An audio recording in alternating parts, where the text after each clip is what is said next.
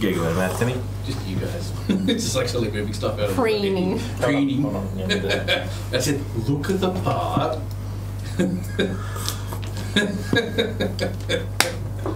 Welcome to the Salty Dragon Tavern. Grab a drink, pull up a chair, and come listen to us talk about Warhammer to the best of our knowledge. Very little. Very little. First and foremost, I'm going to apologise for the weird wonky brickwork behind the people, because I asked Nathan to fix it, and that's Nathan's work. Secondly, it's Adele's birthday.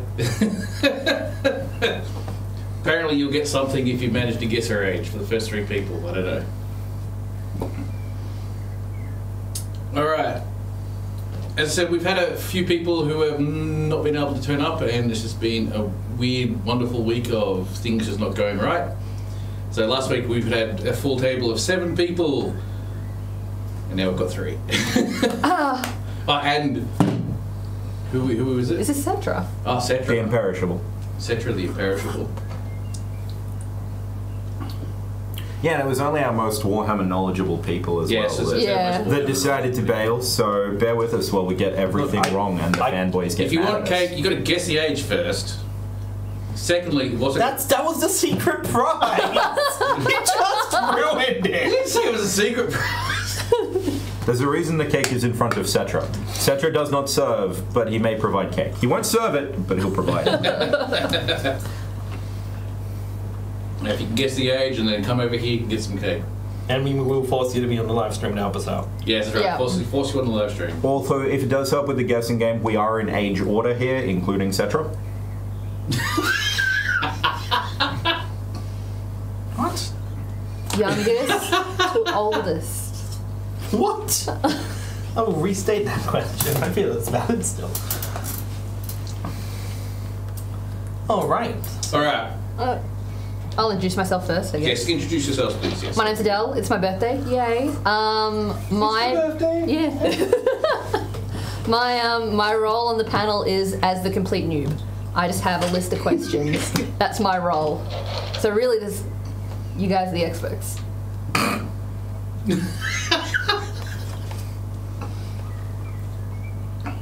can't talk. But it can wave, Tim. Sorry, Cetra. He can wave. He can wave. Yes. My name is Nathan, warband leader of the House de Mobrissa, former member of the sort of law committee quaffwhack thing, and here to talk a lot of trash.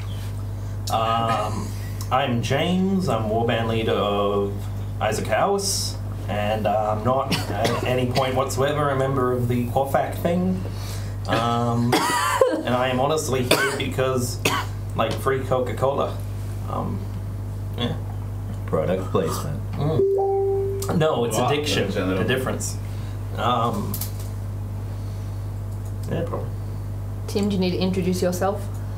Hi, I'm Tim. This is my table talk. Welcome to our lovely chat, which is so disorganised this time around because of everything that's been going on. There's always product placement. Coca-Cola, for starters. Warbands. Not product placement if it's an addiction. Arnott's shapes. Link in the description below. Alright. If you guys want to ask questions about anything whatsoever, we've decided that because we don't have the experts we were hoping for this particular time, what we're actually going to do is use this recording as much as we can if we can't answer the questions. I turned this off. Why are you still doing this? Oh, it's because it's the other way around. But yeah, feel free to ask questions in the comment section below, or to the right, to the left, one of them. Not me, Indubitably do. Cetra is the comment. You are a comment on humanity, mate. spelled it And also, answer the questions below, with or without sources, and we will assume you're not just screwing with us, and that you might know something. And yes, I do know that the screen behind me is in shot, so I really don't care. It is an Its inception is going to like go... It's actually a metaphor for Warhammer Fantasy. You'll get it. You don't worry, you'll get it.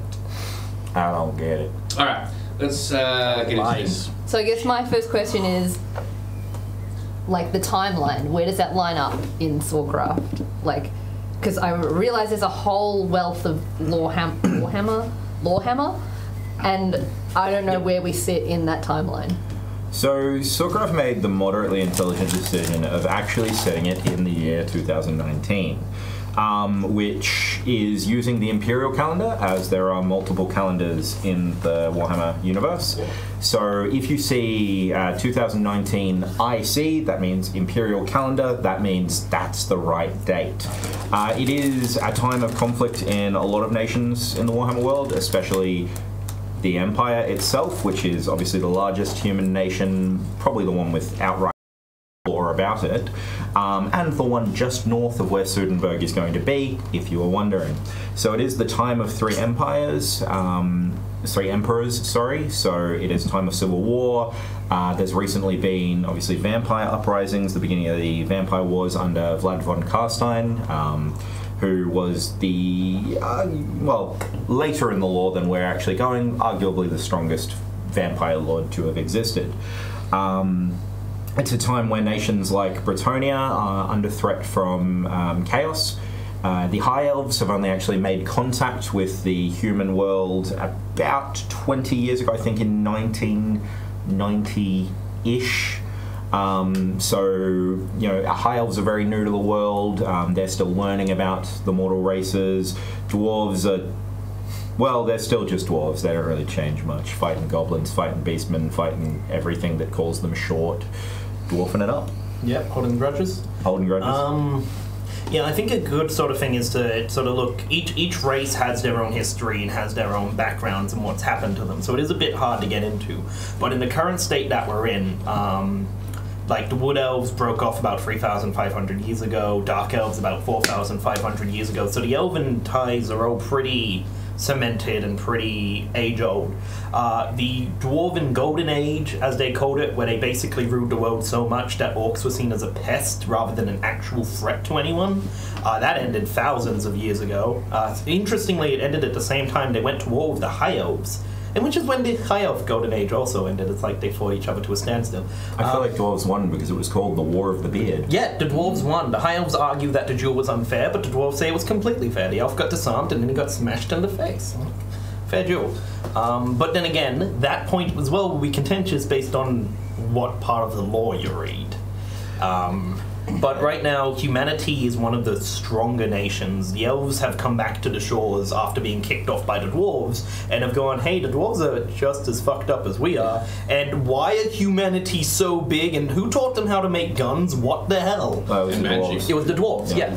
That's one piece of advice before we go into any more questions. I'm going to be trying as much as possible, and I know Tim said he's going to attempt to as well, to exploit the powers of Google Foo. If you have any questions about the timeline, biggest recommendation, Google Warhammer space timeline. The first link, which is to the warhammerfantasy.fandom.com wiki, has a pretty comprehensive timeline going back to, I believe, negative 25,000 years. Yes. So, there's a bit of history, just a little bit of history, Technically, dinosaurs are still alive, so no need to go back further than that, so. I actually want to sort of go into something before we actually push on with a few more questions and a few more things, is that for those who come to Swordcraft, who come to this particular LARP, to understand is that no matter how much lore there exists and how much it crosses over each other and how much is some fanfare and fanfic and not quite right and so on and so forth, that all of it is just a backdrop. Yeah. So it's a guide more than anything else. There's only a few stated rules from Swordcraft themselves about what you can and cannot be, and that's more about you can't be an evil race in a world where they're not wanting evil people. And that extends from a lot of the earlier quests, right? Yes. To run the Undead Warband, and used to be outnumbered 6-1 on pretty much every quest that we went to. So the idea, at least part of the idea of why people weren't allowed to be officially evil per se, was that people who were officially evil would get themselves ganked left, right, and centre because people are bored and want to hit the bad guy.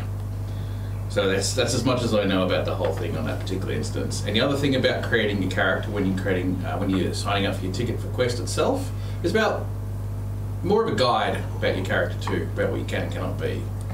I don't think it's a hard and fast rule, but it's definitely a helpful thing to sort of get a lot of people who don't understand how it all works and to guide them along a better path, I guess. So going into that, let's move on. But if you have any questions, guys, by all means, chuck them in chat. We'll see what we can answer. But yeah, the crux of the year we're in is the year where older nations have levels of communication to each other. No one's in a golden age. No one race is sort of massively above the rest. And really, any race could gain the upper hand. But most importantly, any race could send 10 random fuckwits of no real use to Sudenburg. Like, any race, races are infighting as much as they're fighting enemies. So they might have just sent these 10 random warband members to Sudenburg just to get them out of the city, just so they won't actually be useful or... Another thing to follow on with that is it's not even necessarily about your race sending you to Sudenburg. Is one of the benefits of using the border princes as a region is it is somewhere that none of the major powers have control. That we can have the merchant princes, the border princes operating as, I guess, regional stakeholders. It is a very volatile region. It is a region that you're not going to have Sigmar Heldenhammer rocking down on his griffin and smiting, Archaon, the leader of the Chaos Hordes, because this location is irrelevant to most major powers. They just don't care about it, or they've tried to care about it and it didn't go too well for them. So at various points it's been an empire of its own right, a Bretonian sort of state, an imperial state overrun by orcs like 20 times, just like everywhere else in the Warhammer world. So what's a border prince or what's a merchant prince? Alright, so if I have enough money to have a mercenary army and you don't, I am a border prince and you're not. Mm-hmm. But if I give you all my money so you work as my mercenary army, then you're now a border prince, because now you have more money than me and a bigger army than I do. So the border princes are obsessed with getting as much money to hold on to their point of land without actually paying their mercenaries too much, because then their mercenaries can hire their mercenaries and the whole thing can... It's this shifting economic vitality. It is much more than economics. It can be as simple as might makes right. For example, he's just claimed he's a border prince. I'm a border prince now. He's a border prince now. It can be as quick and easy as that. Basically, anybody that has their own outhouse can claim to be a prince, a king, an emperor. They can claim it in the border princedoms, but whether they can prove it is entirely a different matter. And if you claim it, every border prince is coming down on you. You've just announced yourself as a permanent rival. They are not letting you stay in this town. It's too much of a risk. It would acknowledge your legitimacy if they didn't have you murdered at every second.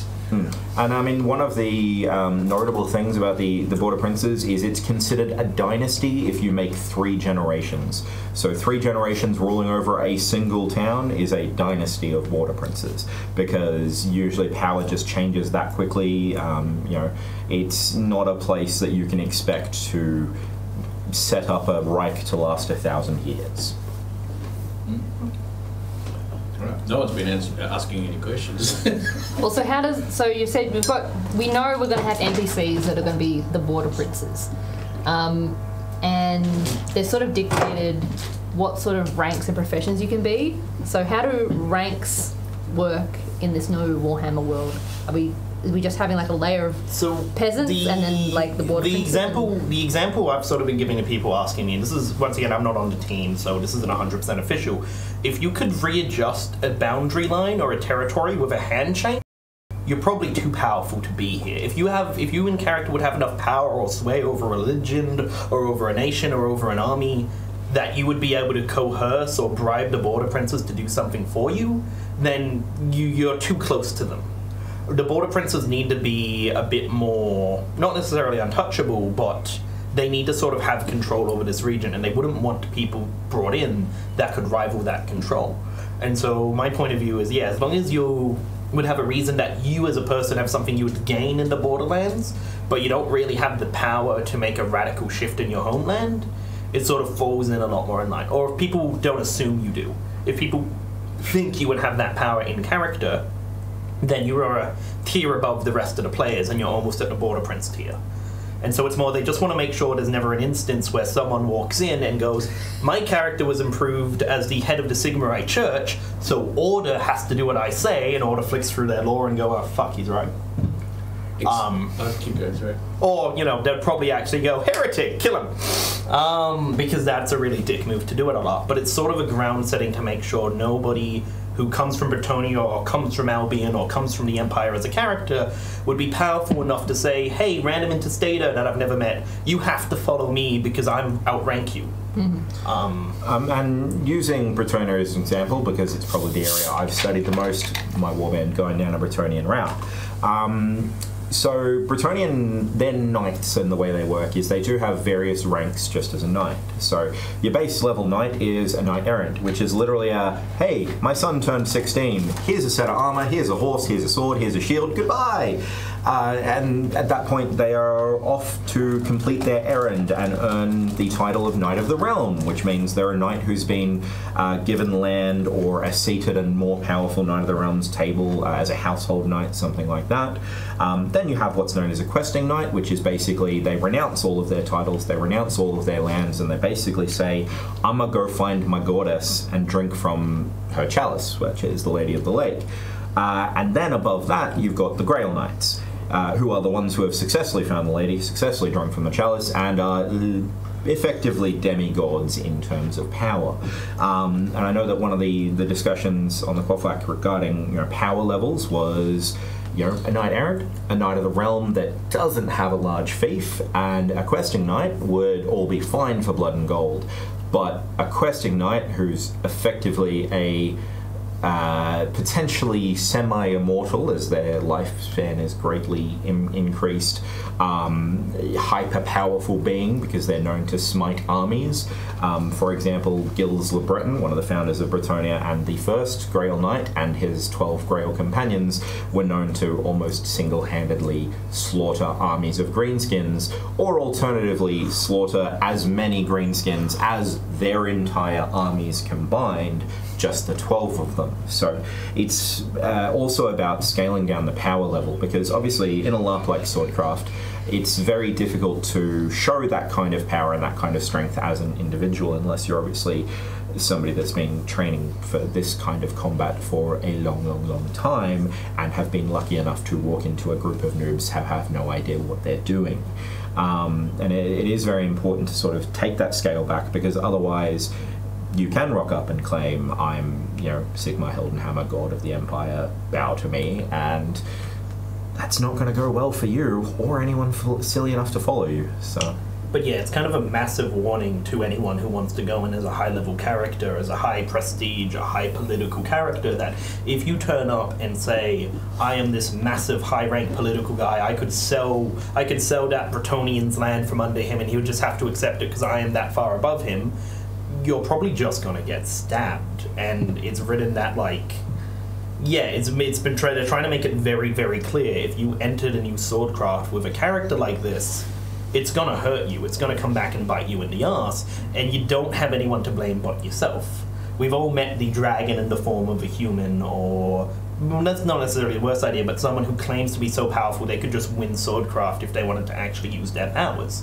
And for normal Swordcraft, I was partial on it, because, well, if you're not using your powers, I don't care, it's irrelevant. I'm just going to stab you now and move on. But yeah, I think it's important for warbands to realize that we can't have an insane amount of power when someone else interstate or another warband could be coming from your same land. And just because you're both obeying the law of your land, that means this other warband's completely in charge of you, or could crush you by accident. You're a questing knight who has a very small fief, a very small household, and someone else turns up as a Duke of Bretonia? Yeah, guess what? He can destroy your household by sending a letter. So now you have to obey him. Or you have to tell him his roleplay is incorrect and you have to attack him.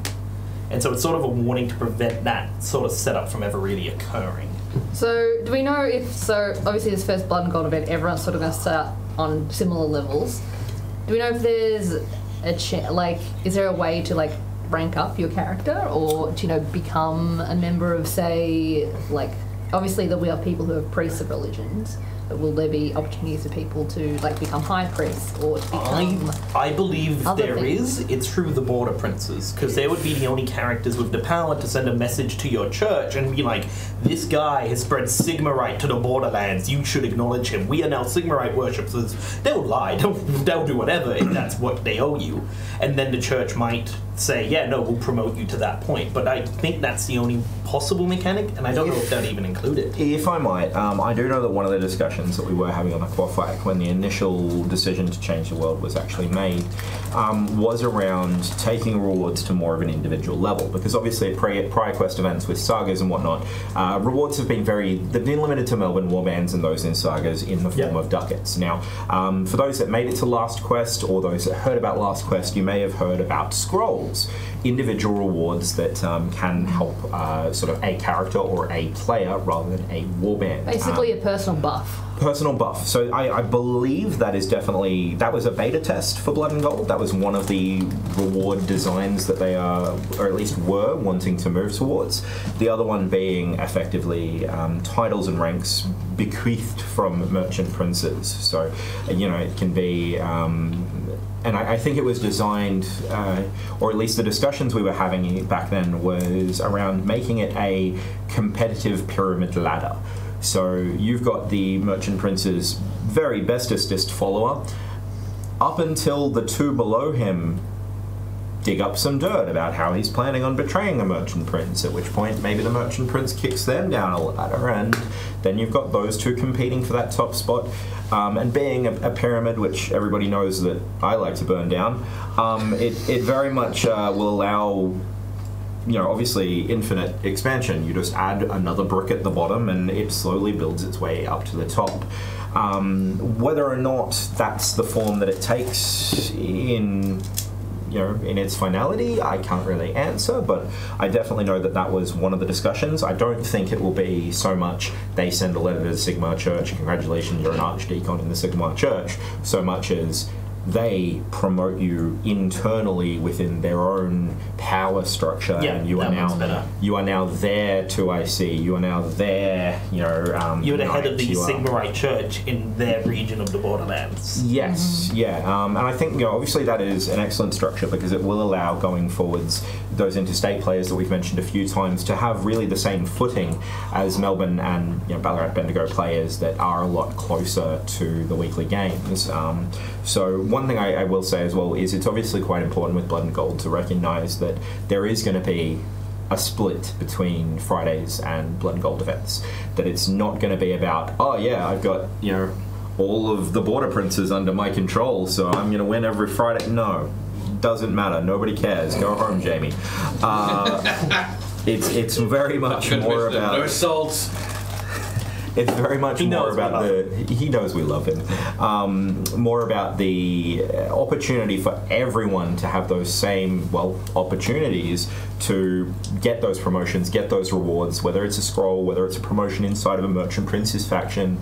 If you can prove you're a useful individual, not a useful warband necessarily, although obviously some warband leaders will use their people as leverage in that regards, then it's going to give you as a player the opportunity to go out and earn those roleplay props. And the example I usually give is the one charismatic wanker. That one wanker that goes out and rallies a bunch of warbands to help them help a Merchant Prince. That kind of play is going to be more possible now because if they can pull it off, they can pull it off. And the warbands won't then turn around and say, yeah, but he offered me a ducat, so whatever. All right, I got a quick question from the crowd. The very first question off the They do exist. They do exist.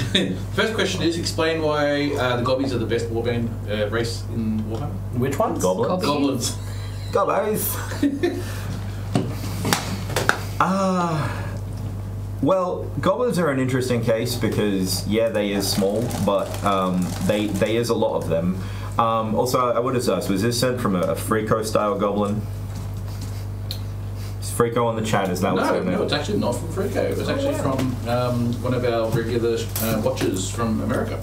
Ah. Now, I believe that wood elves are naturally just the most superior race. But if I was to make the argument that goblins are a great race, it'd be because that they are almost a slave race to the orcs at times, beaten into the goddamn ground and forced to build war machines for the orcs to use and forced to be the frontline infantry to get shot at and destroyed.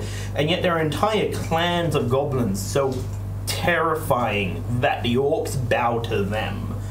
Their entire groups, it doesn't stop a goblin from being cunning and destroying enough and terrifying enough to rise up.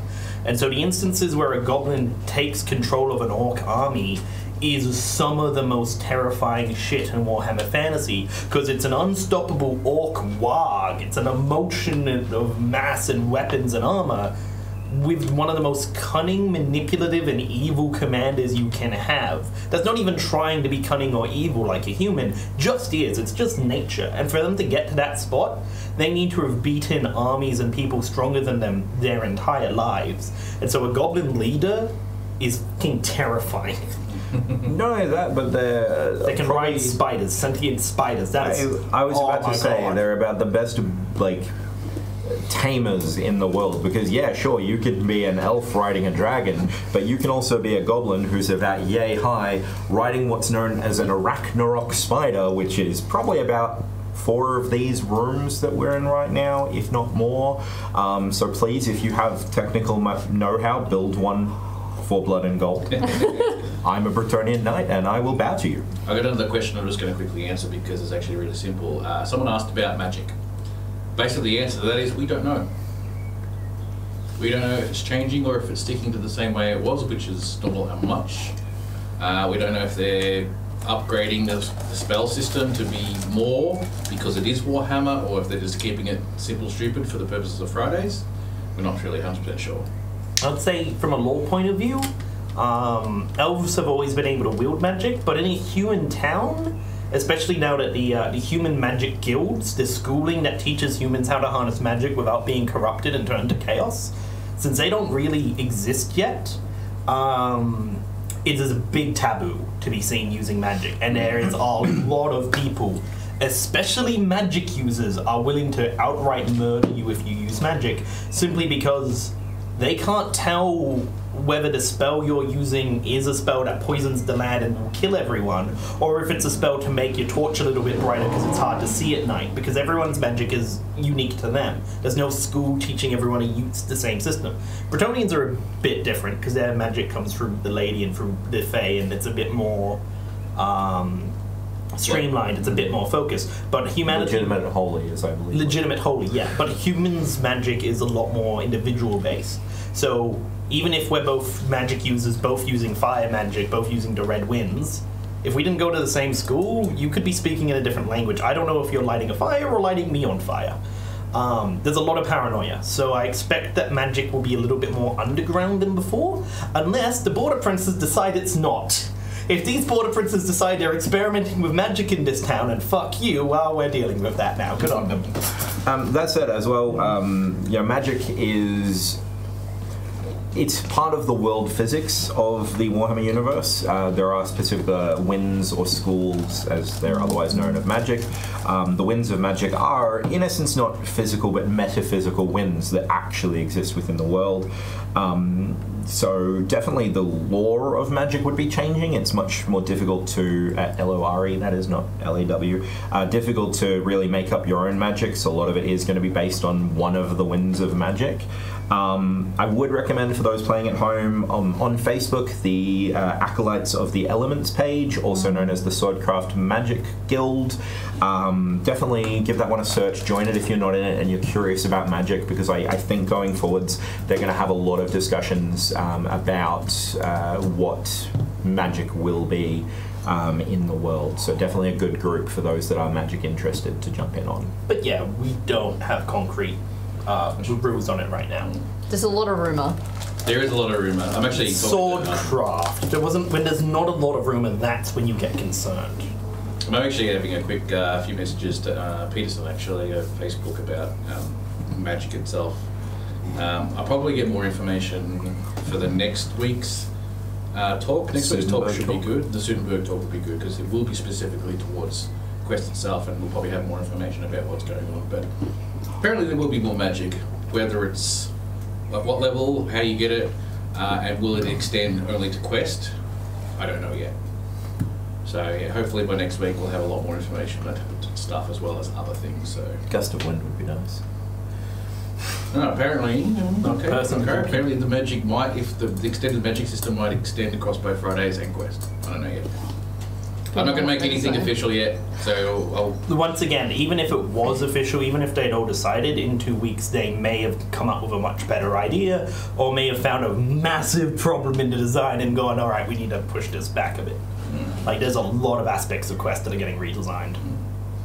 Look, if it was, look, this is me on a personal opinion. If it was me, I would have a magic system separate on Friday nights to Quest, because Friday nights should always be about the introduction of LARP to the general populace and getting people involved. And keeping it simple, stupid is the whole process of what that is. If you... We usually don't even touch on magic during new player training. Exactly right. We're like, there's this whole thing called magic we didn't touch base on because there's that thing that this wasn't room. Yeah, this wasn't your room. pay grade. Yeah. You know, that's not my decision how that things work, and I can understand on the other side of the scale if you know it on a Friday night, then you know it in the Quest. There's that level as well. So much as one half dozen of the other type thing. All right. So another question that was asked. Well, he clears Apparently, that one. apparently, I've just been told Gust of Wind will be on the list. For those I don't know what it is. What those is it? wondering- Alright, this is a good one. This is a good one. Gust of Wind was one of the, not original, but one of the very old magic spells that existed on a Silkcraft Friday night, and it was effectively, if Tim was to cast Gust of Wind at Cetra here, then Cetra and myself and Adele would take 5 steps backwards.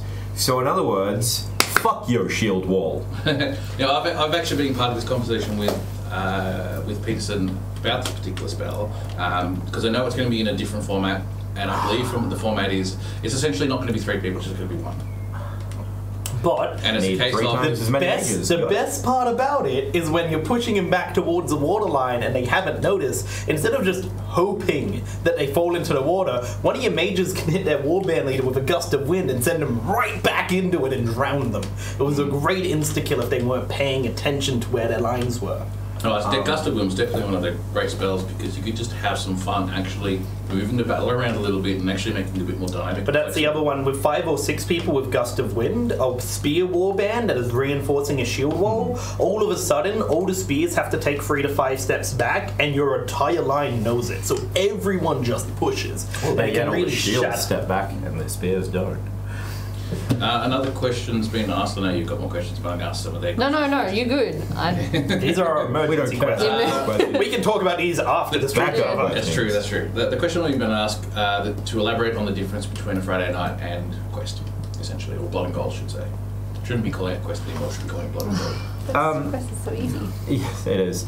Or call it bag. Bag. Bag. What's the difference between Fridays and what's in the bag? Weekly battle game goes for about 2 hours. I presume this is from an American friend as well, or? Actually, this is one of the, I think one of the more local boys. Oh, okay. I think I recognise. Yeah, well, so Friday Nights is very much a quick start battle game. It's decided based on primary school draft picks, so we have 2 leading Schoolyard warbands I get your each warband. night. Cetra gets that warband. I Yeah, get that Cetra will warband. pick the Cetra most gets the powerful camera. because Cetra does not serve. Cetra always picks. Never picked. So very much, for those wondering, Cetra is a Warhammer figure. Google him, you'll have a lot of fun. You've just coined a phrase now, bag. Are you going to bag? Buy tickets for bag.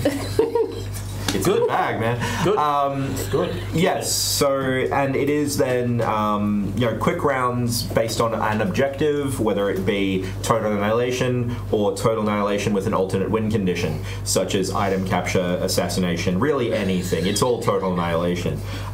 Quest, on the other hand, bag is more of a week-long LARP event.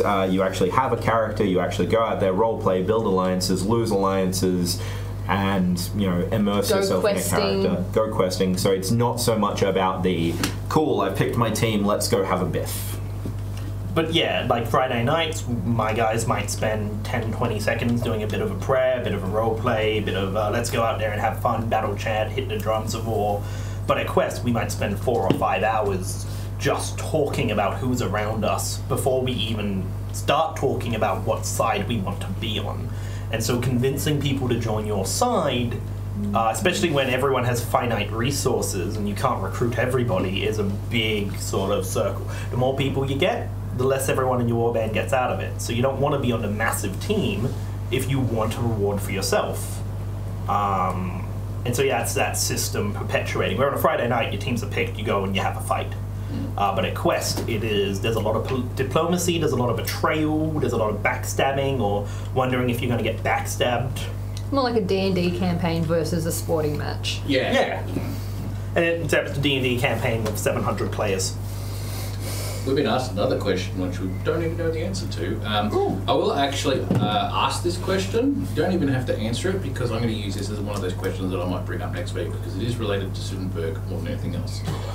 With the different nations and peoples in Sudenburg, will there be different currencies or a common currency? That is the question I am going to also ask them next week. When this might have changed, because when I was an Avatar, we were told very specifically, you don't ask for coppers for a favor, you ask for coin.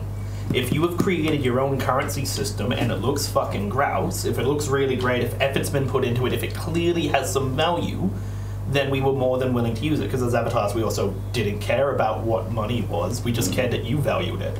I had no opinion of it at all, but that was sort of a sort of thing where if they're creating their own currency and it's a good currency and effort's been put into it, fine. If they're random bits of paper with the number 5 written on them, probably 7. don't give a damn. Unless they come from Sect. If Sect gives you a random piece of paper with 5 on it, you accept it. Is that how many fingers are going to lose? Sectra. But it is.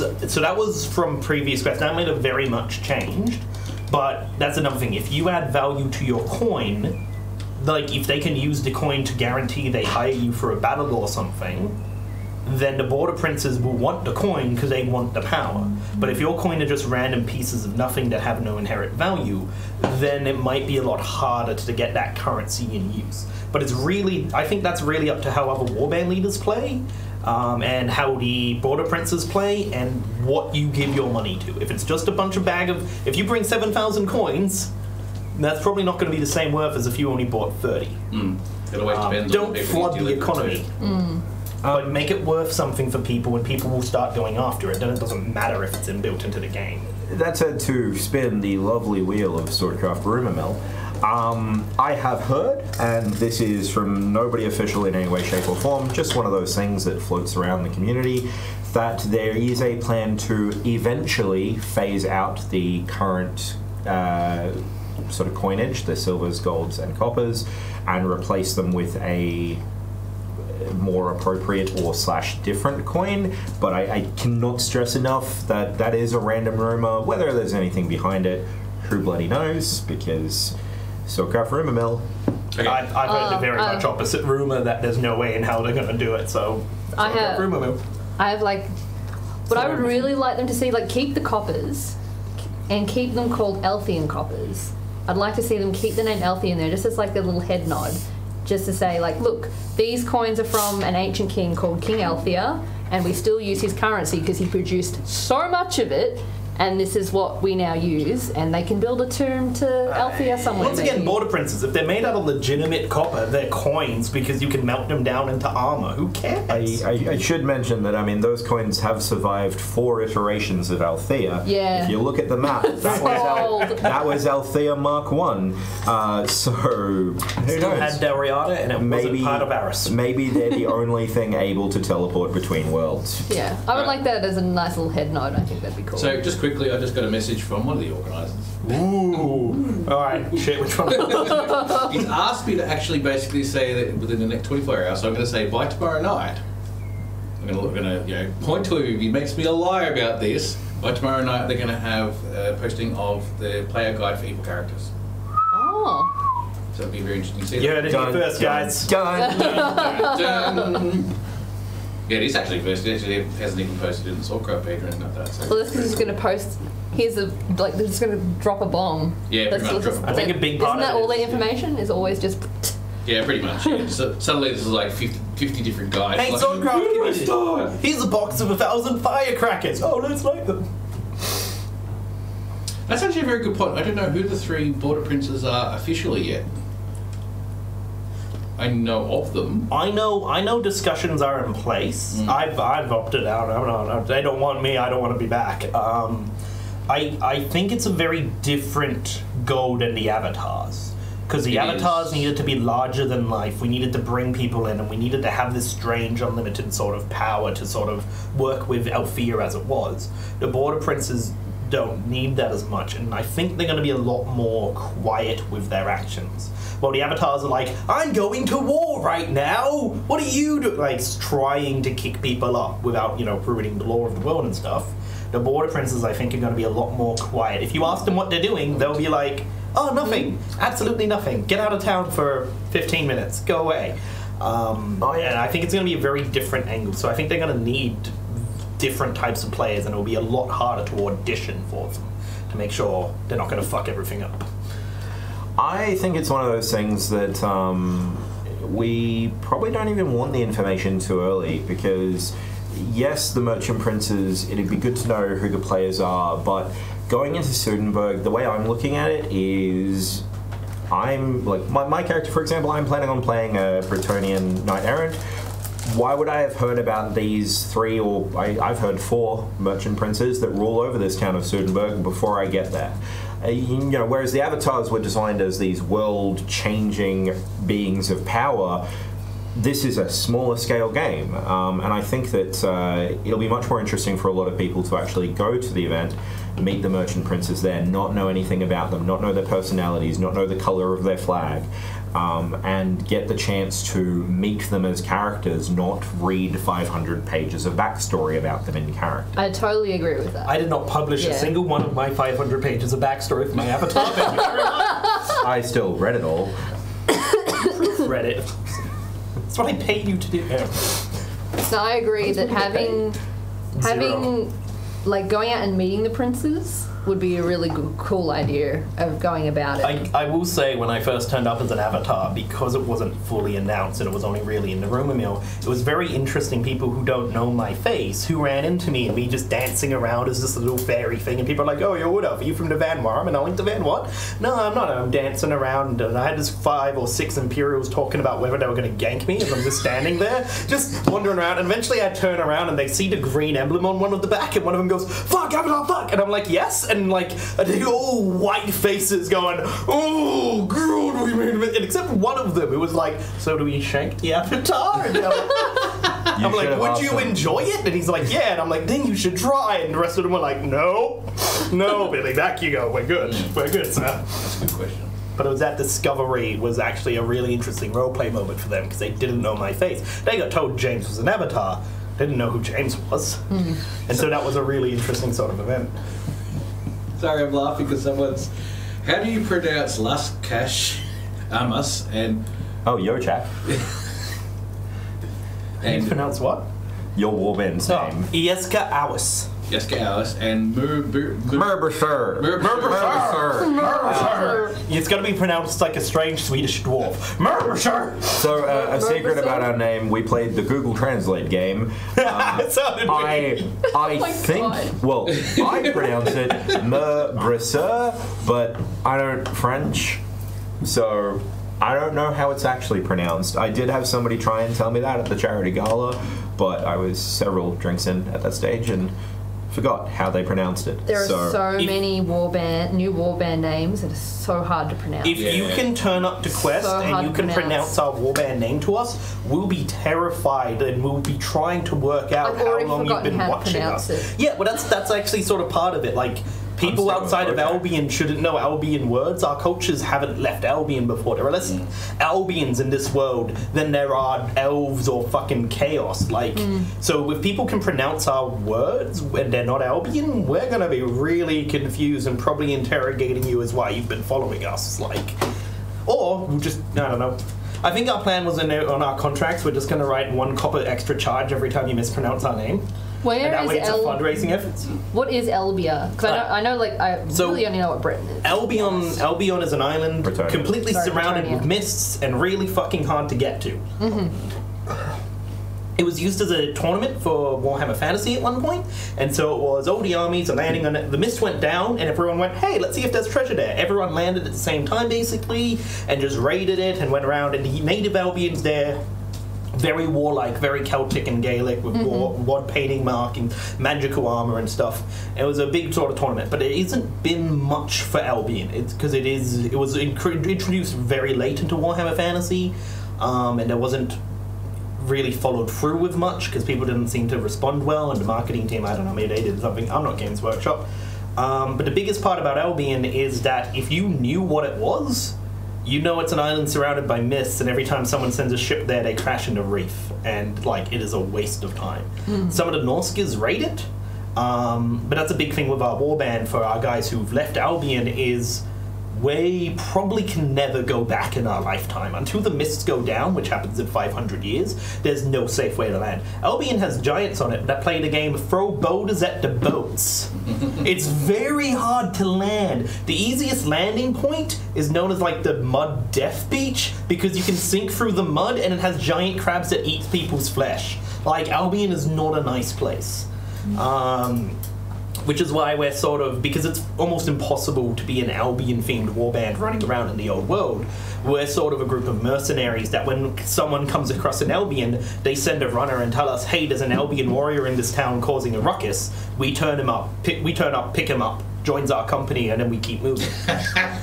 So you're like child abductors of sorts. Except they're adults normally. Okay. They're from Albion. May have abducted. If they're from Albion, who cares? They can't speak the language. They don't know what's going on. They're all children. One actual thing to highlight as well with the Warhammer world is anybody that looks at a map will probably be able to pick up on this pretty quickly, but the entire world is just Earth but not.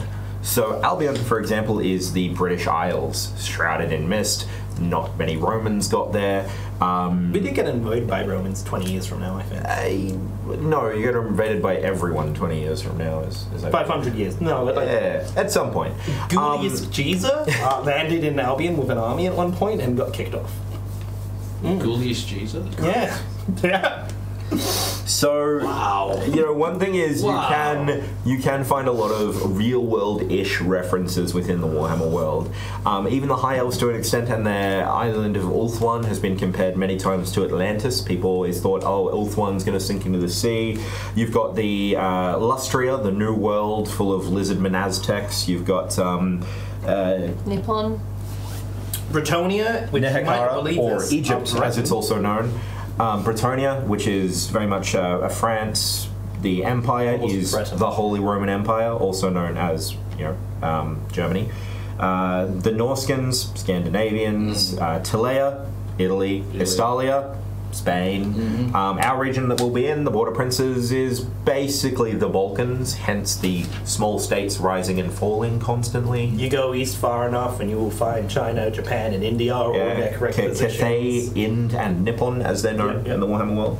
So, very much a world based on cliche and history in some regards. Religion. Gods exist. What are that you know of the major religions? And when do you want to take a step first? I feel like I'm talking about so the major religions, each species, each nation sort of have their own pantheon that's been created. A very important note about the Warhammer world is, and this goes delving deep, you'll never need to know this in character, but the realm of chaos, everything that's fought, every emotion that's had exists in the realm of chaos. So if you wanted to stab someone, there's an image of you stabbing someone in the realm. If you wanted to hug them, an image of you wanting to hug them, sort of thing. If 100 million people believe that Sigma is a god that can destroy other chaos gods, then in the chaos realm that magic will pool and may actually become a god. There have been gods that have been born from like great events and thousands of years of worship. So like, gods are real. Whether they're actually on your side, or whether they're chaos gods fucking with you, is a whole nother debate, and a reason why most people hate everyone else's pantheon. Because you can't really tell, unless the gods existed before chaos invaded, which some did. Some of the elven gods and dwarven gods, I believe, did, but all the human gods... Before we move on, can you explain more what chaos, like what's chaos? Like, obviously it sounds evil. Just before we do, Very evil. one thing on that as well is there were human gods before chaos as well. Cool. just before we go into the chaos question, if you want more information, the Google link will be Warhammer Pantheon Wiki. First link with that search term should provide you a pretty decent list of all of the religions. What is chaos? Which ties into what gods are there. So chaos is arguably the big bad pantheon of the Warhammer world. It is made up primarily of 4 major deities: Khorne, the god of bloodshed, warfare, and honor; Tzeentch, the god of just as planned; Slaanesh, the god of tits, wine, drugs, rock and roll, everything fun under the sun; and Nurgle, Papa Nurgle, the plague lord, who is god of disease and pestilence and etc. So quite often chaos is portrayed as the evil force within the Warhammer universe. It's not the only evil group of gods, but it is arguably the most powerful. Other evil gods include Gork and Mork, the gods of the orcs. The Dark Dwarves, I believe, have their own chaos god. They have the Father, I believe, which is basically a chaos god, but not. The Horned Rat for Skaven. The Hungry Maw for the Ogres. More of a chaotic neutral fat guy than he just wants to eat everything. Eat everything, yeah. There are, of course, human gods as well. So some say that Sigmar is a chaos entity. Don't tell the Sigmarites you said that; they'll probably burn you. But because he was a mortal man who has ascended to godhood, there's other human gods like Ulrich, the wolf god, the Lady of the Lake, who, depending on which version of canon, is maybe just an elf, maybe an actual goddess. I don't know, I haven't met her. Once again, it falls into the realm of souls. If enough people believe that the Lady of the Lake is a god, she can have that power from the Chaos realm. But that is power from the Chaos realm. We'll get to Chaos is bad in a second. and a lot of those are the major deities. There are other ones that I know a lot of women seem to be moving towards in Blood and Gold, such as Mimidia, who is another goddess or god of war. Tal, and forgetting the name of the healer, Shalaya, Shallya,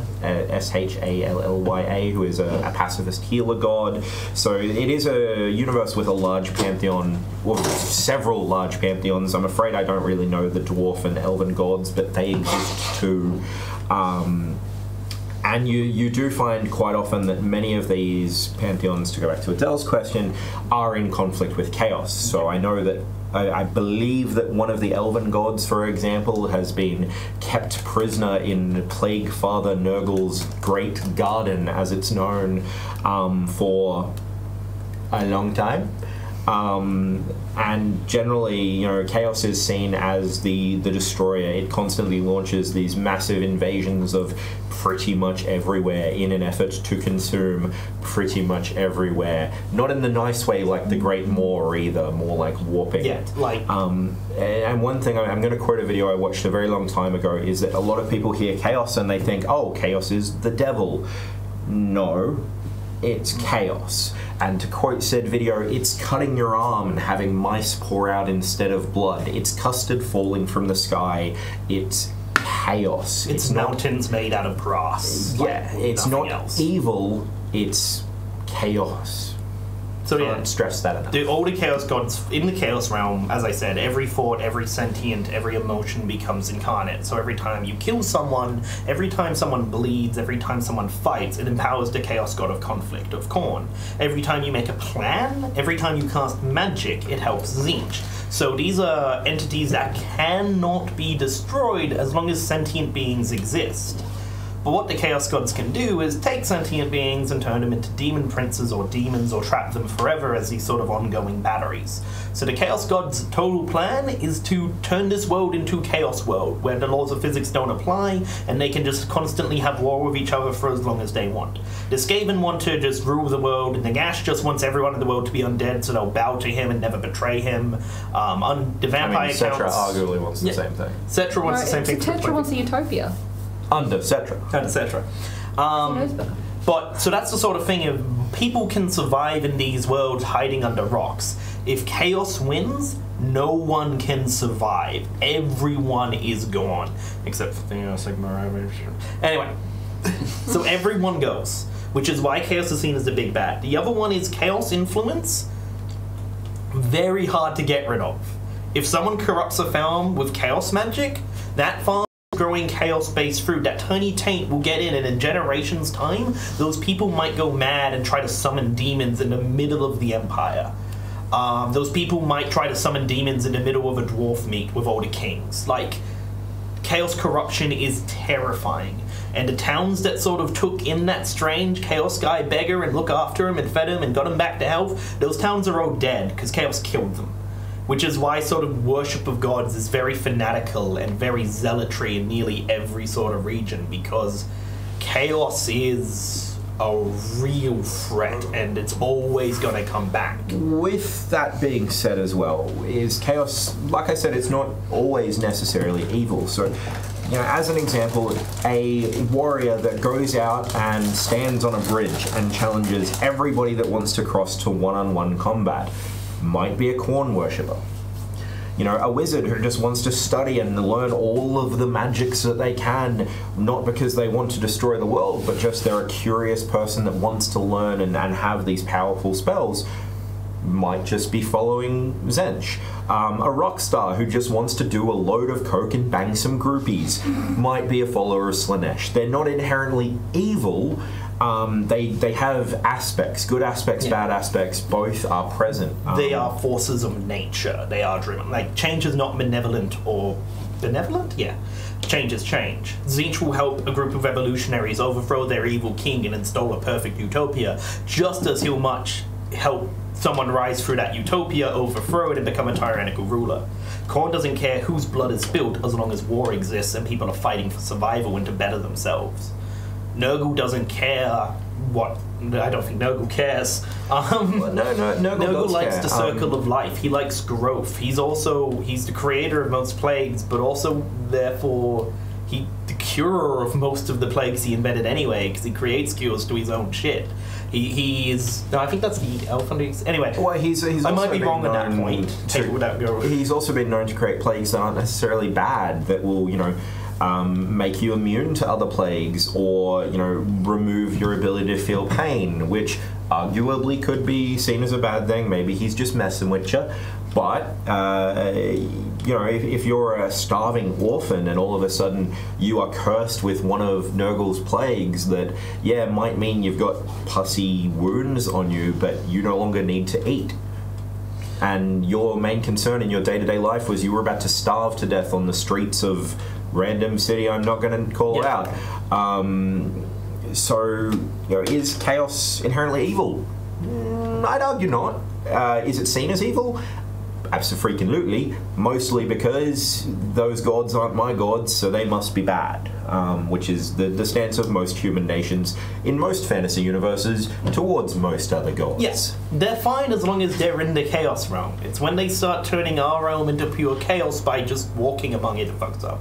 But it's like, same sort of thing with the gods, though. A lot of the worlds have gods that... A lot of the... Not worlds, the cultures, the nations, have gods that walk among them.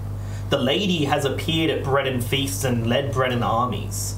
Every one of those Grail Knights I mentioned earlier is somebody that has met the Lady and drunk from her chalice. It's not like a joke or a fake story that they make up to gain power. It's a thing. And if people pretend to be Grail Knights, the Lady has appeared and smited them to the ground.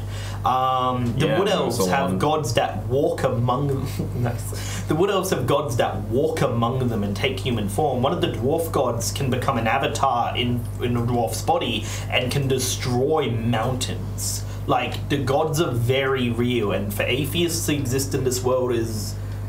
Like, you have to deny evidence in front of you in the stories of war. Like, you can call on a god's blessing and the skies will part and the lightning strike will smite your enemy. And then you hear the god telling you, don't worry, I got your back. To turn around after that and be like, oh no, he's lying. That lightning strike that killed a giant three-headed dragon was coincidence in this clear sky. It's very hard to be an atheist, especially since a lot of people kill atheists. You've also got to remember as well that even beyond the power of gods, some wizards are quite powerful. One of the more famous spells in Warhammer is the Comet of Cassandora, I believe, which is a wizard who literally summons, you know, a comet, one of them big things what floats through the sky, summons one of those to smite their enemies. And going on a similar vein to that, it is a potential for high power level. There are also, as well, I just wanted to mention that there is a very small sliver of hope for those that do like creating their own gods, which are that there are faiths within the Warhammer world that have been forgotten, whether because their civilization has fallen, or if you do look at that link that I mentioned earlier, there is a pantheon known as the Old Faith. Well, I say pantheon, it's essentially a druidic faith, so lots of shrines that are just stone altars in the middle of a forest that sometimes some people in robes might meet around and do some rituals at. Burn them down, heresy. Depending on who you ask. They could be chaos shrines, they could bring about the end of the world, destroy them if you don't know. They could bring a bountiful harvest. You don't know. And that bountiful harvest could be responsible for ending the world. Destroy them. Could be chaos. Don't take the risk. Only you can prevent chaos fires. Take care if you want to know more. Actually, speaking of the human gods, would you like to know more? More being a god of death. He's the human god that guards the dead from being risen as undead or their souls being tainted by chaos. He's a good god. Alright, one of the questions someone asks was quickly, because I don't know if you guys actually know it or not, what about Malal? Malal, is he the chaos god of anti-chaos gods? Malal I chose not to mention. Chaos. Malal is the chaos god of chaos fighting chaos. Yeah. Malal is the god that if he ever wins, if he ever kills the other 4 chaos gods, he will cease to exist. He'll destroy the chaos. So whoever asked that is asking some very old lore, because he was something that was a part of Games Workshop canon. Didn't he get And retconned? because of legalities, the person who originally wrote him didn't want him used by Games Workshop anymore. So, but Malal is best chaos. If you really have to go chaos, go Malal, because I'll have fun with you. Using all of the chaos bullshit powers, but only against chaos. Yeah. So, and that's another example of chaos being chaos. Is there is arguably the 5th most powerful chaos deity whose entire shtick is fighting the rest of chaos. Now, yeah, I believe because he was originally written in a book that Games Workshop said was canon, and then the author says you can't have that character, and Games Workshop sort of just went, but we really like the idea. So I believe there's actually 2 other lesser chaos gods who sort of took his place in canon. Yes. But that's a good example of things that are 100% chaos in Games Workshop Warhammer Fantasy that are not at all canon in Games Workshop Warhammer Fantasy. There's like 40 years of rewriting these books and other authors adding content, and there was like for a while they said they couldn't use Slanesh and then they could again. Like it goes back and forth, and so you might have had 30 years of Warhammer experience where the Dark Elves worshipped Slanesh, but in the last 5 odd years that was retcon. They didn't. Some of them are Slanesh worshippers, some of them are chaos, yeah, but they actually worship the elven god of pleasure, not the chaos. But that's the sort of, you can have 2 people 100% correct in the lore, not really knowing 100% who's right, but also in Warhammer Fantasy in character, none of us fucking know. So. This, James actually brings up a very important thing, something that a lot of people may or may not be aware of. Warhammer, the old world, it does have multiple versions. So Blood and Gold, the Swordcraft setting, unless they've changed it in the last 48 hours, is going to be using the Warhammer Fantasy Role-Playing 2nd Edition as the main basis, but they have also stated that you can bring inspiration from most official and non-official Games Workshop and fan creations. So, if you really want to get a good baseline, look for Warhammer Fantasy Role-Playing 2nd Edition, not the battle game, not Blood Bowl, not Role-Playing 1st, not Role-Playing 3rd Edition, just Warhammer Fantasy Role-Play 2nd Edition. Alright, I'm going to interrupt for a little bit because we're going to have a break. Yay! Yay! And then we'll come back, we'll discuss some more stuff, and you'll have more questions hopefully because they've all run out. Okay.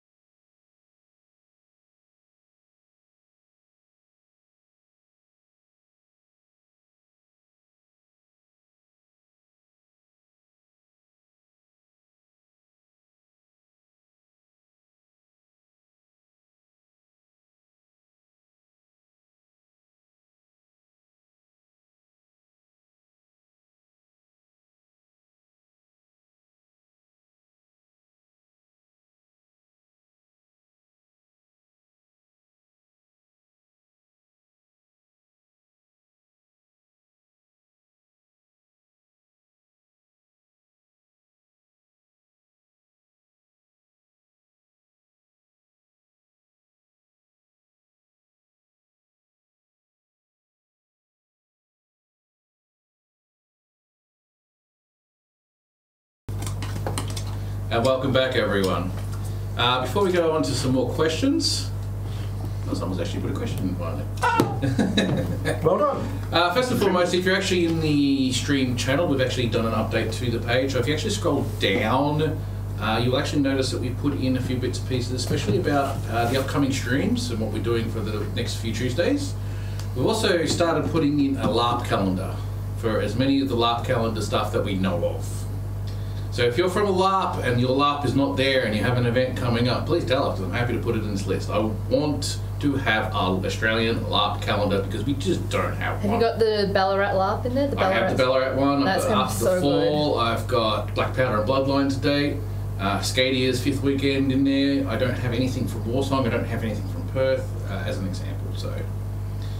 So if you know of them or anyone and you're watching this at another time of the day, contact us, tell us your dates, we'll put it in that list and we'll try and advertise these dates as much as we can. Get this LARP community across Australia just talking to each other and actually going to everyone's events for those who actually can afford it. Second thing is that because we've been doing all of these talks as well as the D&D stream, we now have the ability to do bits. Bits is a weird thing where you purchase bits through Twitch and you can cheer the channel. And in doing so, those purchases you make actually go to that channel in a roundabout way to pay for the channel and pay for whatever else we want to pay for and whatnot. Subscriptions essentially do the exact same thing. They allow us to eventually get more stuff to make this better. I would like to replace all my cameras with good cameras so they're not so blurry. Animatronic etceteras. Exactly. Look, I have hire a voice actor for Cetra. Yes, yeah. Hello, I'm Zetra. How are you going today? I'm having a hot day. You don't have yours beneath the table already? Fluff is under the table. So they basically can like put in money as we're talking? Yeah, pretty much. Oh. Pay Tim $1 and I'll eat this bit of cake. Is that how it works?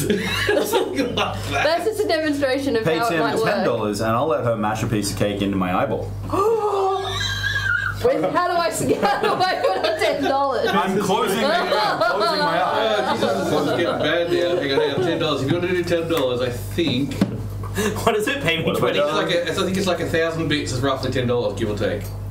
Was the expression pay $20 and I won't take off my shirt? Like, how long have you got? I do like it. Do 1,000 bits and he'll mash a bit of cake into his eye. My eye will be shut. I should. How do I? I don't enjoy How do I it. I'm sign up for blindness. bits, Tim? You got to do this through the actual stream itself. So you got to go into the stream. There's I don't like know a if I get can bits do that. button right up the top, and then you're good. All right. Has anyone paid me 10 bits to eat this yet? I really want to eat it. Yeah, go just eat. No one's put No, that's 1,000. pay for it. Someone put in 100, but that was before you even made the offer. For 1,000. I guess that counts. But there's more cake. For here, 110. so You're gonna eat you 110. have 1,000 bits, cakes to the left, Nathan's eye. Let me just do. The two could Bill's go thought very well before together. it's even- So, I believe you wanted to say something, then back to the question. Yeah, I got a bit of a sales pitch. as well, Yeah, sales folks. pitches. I'm always happy for sales pitches. So a lot of you may have seen my lovely Warband branded drink bottle. Now, it's not just here for advertisement. Obviously, Australians were coming into summer. One of the girls in my Warband, a lovely lady by the name of Amy, actually does bottles as a fundraiser. They are double-lined. They have a straw in them, so you can just sip it. You don't have to tip it up anything. It's great for the lazy pricks like me. And she can actually help provide these with your own Warband logo. You don't have to get one, although I'm sure you'd look good in blue and yellow. And a lovely printed name. She can do different fonts and things as well. They're not machine washable, but they are only, I believe, $15. Don't hold me to that if I'm wrong, Amy. I'm sorry. But she did say as well that if you put in a minimum order of $10, you also get, 10 units, you also get $5 from, I believe it was $5 from every bottle back, which could be a good Warband fundraiser, obviously, and it means that you guys can stay hydrated throughout our freaking ridiculous Melbourne Australian summers. So feel free to hit myself up on Facebook, or I'll try and get her to post a link somewhere in the Swordcraft page over the next couple of days. So, stay hydrated in summer. Is it And you put any particular symbol on there, basically, can't you? Yeah, any symbol, and that's the price I mentioned is for your own chosen symbol. Doesn't even have to be a woman symbol. God, get whatever the hell you want. Maybe not whatever the hell you want. I don't know how complicated she can do. But yeah, just thought I'd give a shout out to that because water is good, yo. Yo. If anyone from my warband's actually watching this, can you put a reminder for that on our warband page? Yeah, I'm actually thinking, like, I might do one for the extra stream itself. And I want to organise it. It will be good. Oh, that'd be cool. Yeah, good for the stream. I can actually have some for us as well. For the Stream people who do merch. streams. That's Stream a good merch, idea. right. Oh yeah, I want to Do it. I actually want to do merch T-shirts ones for all the different quests for B2. Like, I want a mud shirt T-shirt, mud quest T-shirt. No, my partner will kill me. I'm told I'm not allowed more t-shirts. I know you're not If you allowed. want I a have present. heard that you have too much t-shirts. Yeah. My birthday party, she dressed as me, by which I mean she just cycled through my shirts once every 10 minutes. Chef has put down a reminder. She didn't run out. Good. Thanks, Jeff. Alright, after we've done all that, let's get back into some more questions. Now, we do have a couple that have been actually asked during a break. This. One of them being, what's the cake that we're eating, which I've already answered. White chocolate Woolworths cake. Mud cake. You could ask. Way better than the normal night. chocolate. Someone- It's got to be white chocolate. Someone has asked this particular question. It actually does, I guess it does relate to this actually. It's, what advice do you give to creating a new character in Blood and Gold? I'm not sure if it's a better question for next week's Blood and Gold one, or if it's more of a Warhammer related question. Probably I a could mix of probably both. say as like a starter, go to that list of jobs that they put up. That's a really good start. Just have a read through there what sort of, because if you have a profession to go by, It helps you then understand it's what like, you are, yeah. it's like, I'm a blacksmith. It's like, oh, then I might be a blacksmith who's like, you know, he's got a friend who's a baker, or I don't know. From my experience about creating any particular character, any particular thing that I've ever done, whether it be tabletop gaming or LARPing or anything like that, is that you don't need to actually focus on what your character's all about. All you have to do, I find the best way to do your character is themselves more than anything else. Not their history, not their background, not anything like that, because that can be learned over time and you can adapt and say, oh, I'm from there, or I'm from there. So if you decide to come in with your character and go, I want to do an Arabian accent, and if you know nothing about Warhammer, then you probably should get straight into it, go with this Arabian accent, and someone will come and go, oh, so you're from Arabia, or Arabe, sorry. And then you go, oh, absolutely, I must be. Or you might just have a quick add question with them about, I assume that's an Arabian sort of background for Warhammer, then you detach yourself to it. You don't need to do it all straight away. Make your character be good, acted well, and make it really well known that you're in character when you're playing that character. Really, really, really helps everyone involved. Yeah, it's... Don't worry about your background. It's something I've heard a lot when people are like, how do you make a unique character or special character? My best advice is you don't. You make a character and then you be great, then you be unique. You play that person. Because when people create, especially in my experience with training young role players and stuff, when they've created this elaborate backstory, instead of saying, oh, how would my character deal with these slavers? They say, oh, I'm an ex-slave, therefore I won't deal with slavers. They put in rules. And I found some of the most interesting experiences I've had was when people who were slaves who went, I'll never deal with slavers, I'll never deal with slavers, kill them all on sight, had to sit down in a meeting with them because they had to get slaves off them. And if they killed them, they'd never see their family again. And so it was these characters having to sort of grow into that rather than having set rules or set boundaries. The most interesting character I ever played was After the Fall, Frank the Tank. And I went in that game with like one rule for my character. The first one was, I have more health than you, I'm tougher than you, that's why I survived the apocalypse, because I'm tougher than all of you. And at one point somebody went, oh Frank, what was that long walk you went on? And I went, oh yeah, no, I walked across this area. And I didn't know how big it was, I don't know America. Some desert or something, and they're like, that's huge, how did you get across it? And I'm like, well, we started with 30 people, and then I was the only one to make it, so I picked up their food and supplies when they died. And all of a sudden this character became this very cold, very survivalist, very independent person, not because I created him that way, but because I just started going with what other people said and building on it. And it became one of my most interesting, unique characters because I didn't create anything unique about him. I just accepted what other people said and went with it and built off their ideas of what I looked like, how I behaved, and used that as inspiration at the game. Not the best example for everyone, but... So to go into some quick Google foo again, if you want to look up the character class list that was mentioned, your Google search term is WFRP, so Walter, Frank, Romeo, Peter, Compendium. That will bring up the first link, corn.ru, will be to what we're talking about. My advice for creating a character in the Warhammer world is that there's two ways to go about it. The first is you build a character to fit the world and your warband, which obviously have a chat to your warband leader. If you don't have a warband leader, one thing that I absolutely love is you might have seen myself posting recently the Bretonians of Blood and Gold page.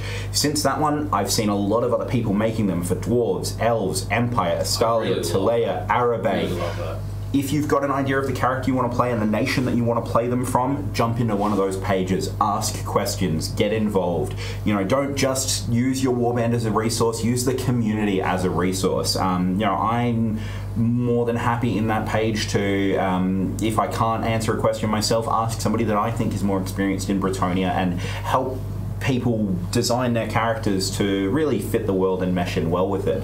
And, you know, that allows us as well to really set the community with a consistent standard for, you know, the role play and the characters that we are going to experience.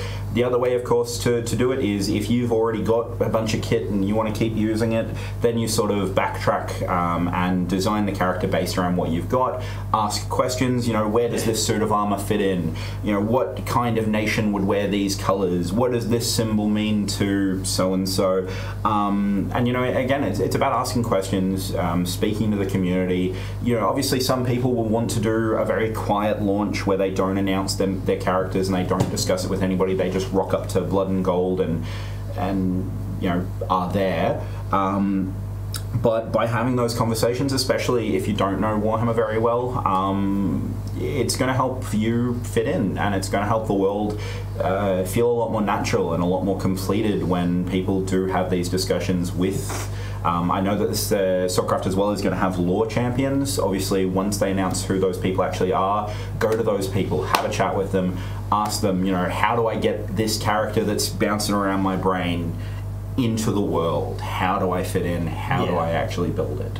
And I'm sure that I speak for most warband leaders when I say, you know, even if you're not a Bretonian, if you just want to have a chat with somebody that knows Google foo, I'm more than happy to have a chat with people and help them try and design characters, because yeah, this is a great opportunity for consistency amongst the Blood and Gold universe. One of the things that I've seen so far, which I think is absolutely fantastic, and it's answering the question that was asked, are these pages exclusive? All of the pages that have popped up for all of the countries have just been popped up by particular people. There's no official thing behind them, just people have just put them together.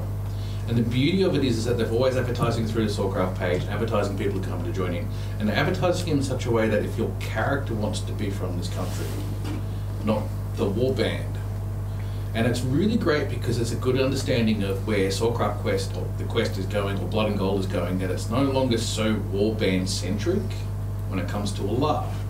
So people from other warbands and other groups and whatnot are coming into these country pages, and you're seeing people you wouldn't normally associate with, or being Arabian, or you know. I'm in a lot of these groups. Yeah, I try just to be like, ooh. Yeah, exactly. Like I've got two of mine. We're an Albion warband. Two of mine are born and raised Bretonians who've since joined the Merc Company, and we give them a shit time because they're lesser people. But they're in the Bretonian page. We have a High Elf who's in the High Elf page as well, sort of talking to them, learning their lore. We have someone who is an Albion, born and raised in Albion for 25 years, on the Empire page because they spent 25 years of their life also in the Empire walking around, and they need to learn that culture to roleplay that character. And so they view themselves as a citizen of Empire, of a true worshipper of Sigma, even though they've only spent half their life there and the other half of life they've spent in Albion. And it's that sort of... It's a good way to have your character been to multiple countries and to quickly learn that lore if you're playing a merchant traveller or someone who moves up and down or someone who fled their home. Learn 2 of them, learn 3 of them. And I can't speak for the other pages because I'm just in the Bretonian one. Don't have an interest in the rest of your lesser nations. But, you know, Good joke. maybe 80% of our conversations so far have been, you know, do you need help building a character? Where in Bretonia are you from? You know, what kind of colours will you wear if you're a knight? You know, what kind of armour and kit would a knight wear? And then also inspiration picks. We're just sharing a bunch of, like, we've found this cool, like, Bretonian from another LARP. We found this reference pick. We found this and that in the Fat Man's Cat. And it's a great way of really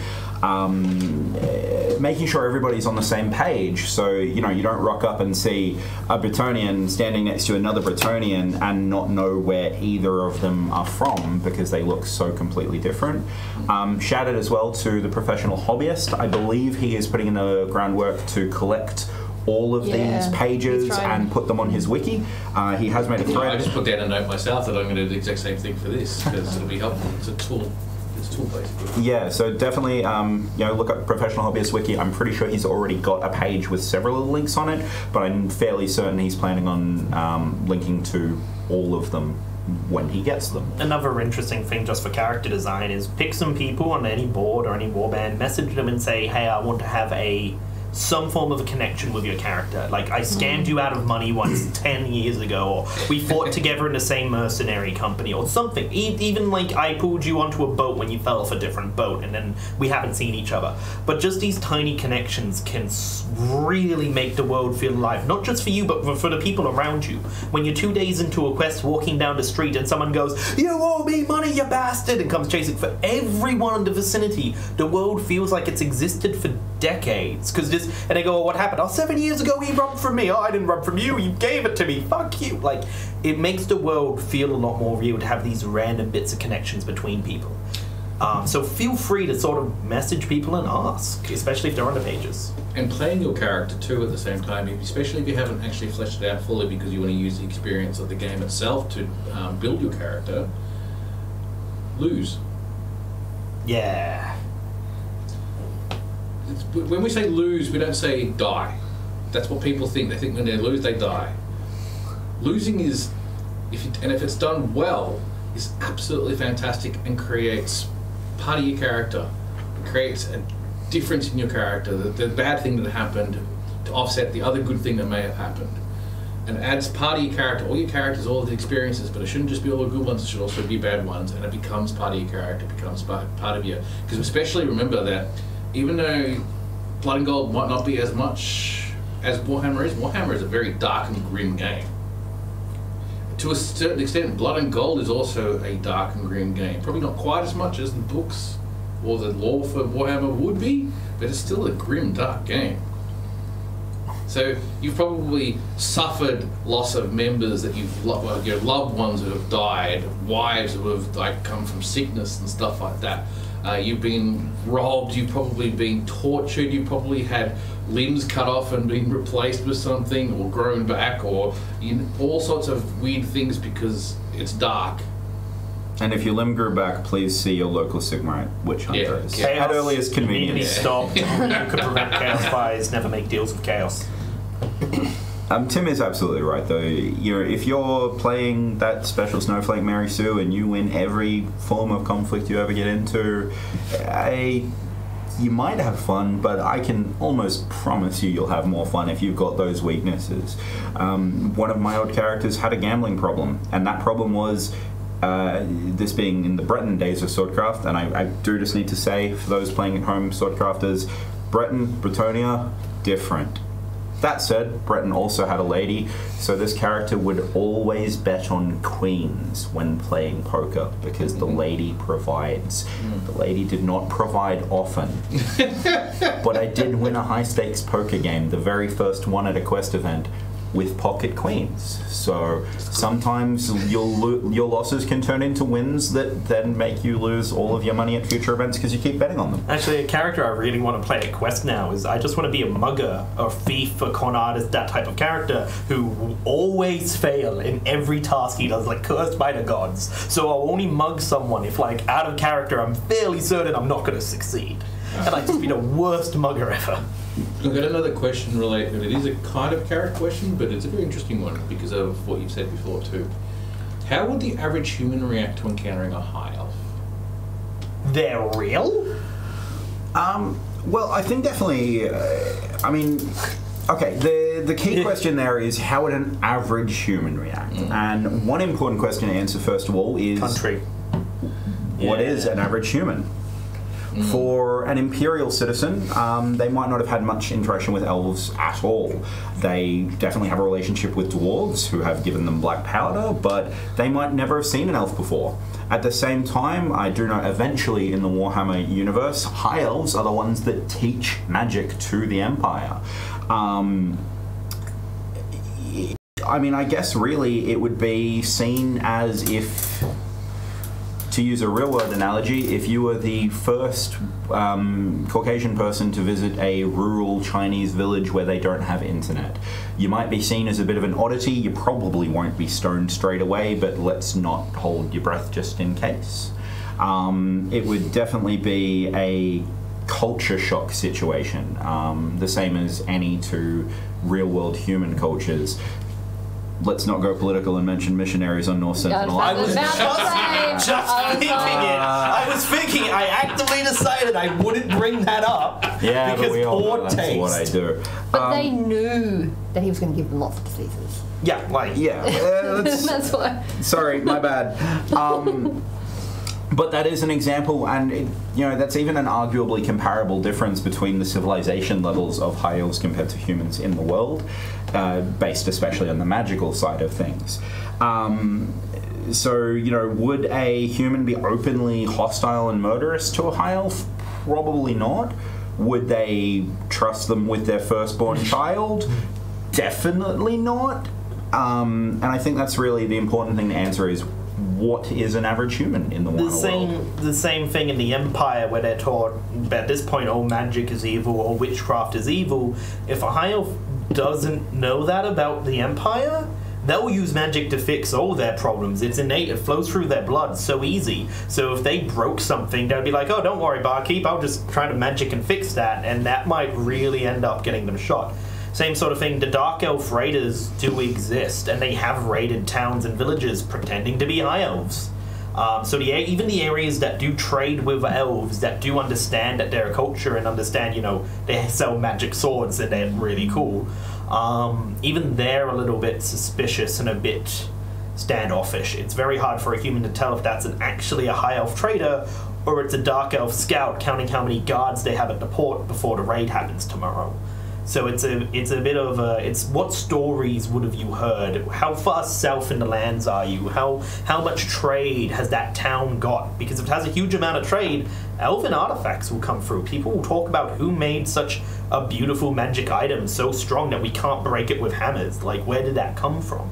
But at the same point, you might have been in a town that once got hit by a Dark Elf raiding crew and you probably never saw them. Where are elves in relation to everybody else? Because obviously we've sort of got like Europe. Where is elfdom? Okay, so there are three types of elf. First of all, there's a wood elf, a high elf, and a dark elf. Yeah, that's going to be great for Adelweiss. Okay, this is the old world continent. This is a continent. That's where we are. There are some wood elves here, and the only other elves are like around there. A better way would be to describe it. This is basically, there is the Americas, and then there's Europe. In the middle, where everyone suspects Atlantis is in our world, is where the elves and the dark elves are. Ah, okay. High elves are all right. Gotcha. Well, no, it's where the high elves are. So the dark elves are actually Canada. They're in Canada. They're not Canada. Don't expect apologies from them. That's true. That's right. They are too. They were formerly on Ulth 1, which is the high elven sort of continent. Google map of Warhammer World. Very easy to find. Don't even need to tell you which link because you'll find an accurate one googling that. And wood elves are really close. Wood elves. One of the closest nations. nations. It's a very good point actually that Andrew's brought up is that Games Workshop's very anti-half race. Yeah. Oh, mixed. Yes. There are actually law reasons to support that as well.